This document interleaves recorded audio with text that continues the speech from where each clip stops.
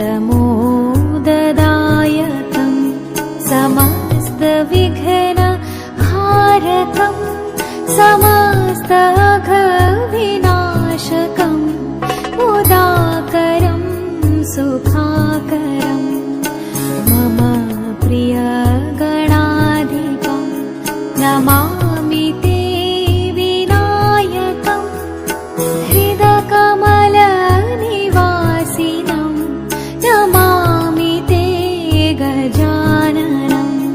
अनन्तमोददायकम्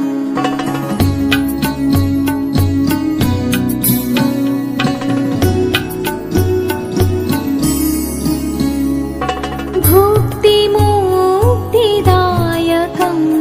समस्तक्लेशवारकं बुद्धिबलप्रदायकं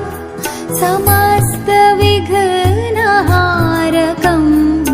धूम्रवर्णशोभनम् एकदन्तमोहनं भजामि ते कृपाकरं मम हृदयविहारिणं नमामि ते गजाननम् अनन्तमोददायकम्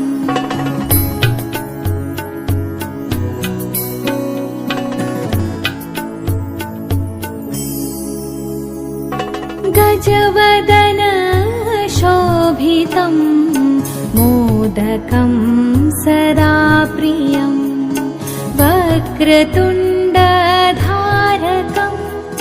कृष्णपीच्छमोहनं विकटरूपधारिणं देववृन्दवन्दितं स्मरामि विघ्नहारकं मम बन्धमोचकं नमामि ते गजाननम् अनन्तमोददायकम्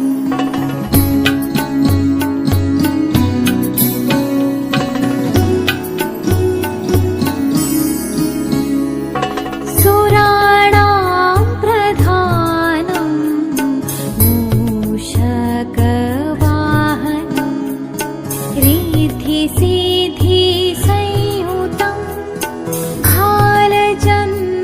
खालचन्द्रशोभनं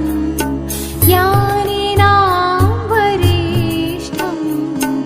इष्टफलप्रदायकं सदा भावयामि त्वां सगुणरूपधारिणं नमामि ते गजाननम् अनन्तमोददायकम्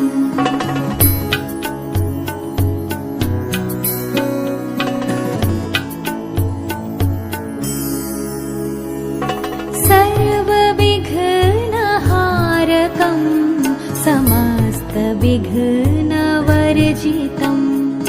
विकटरूपशोभनं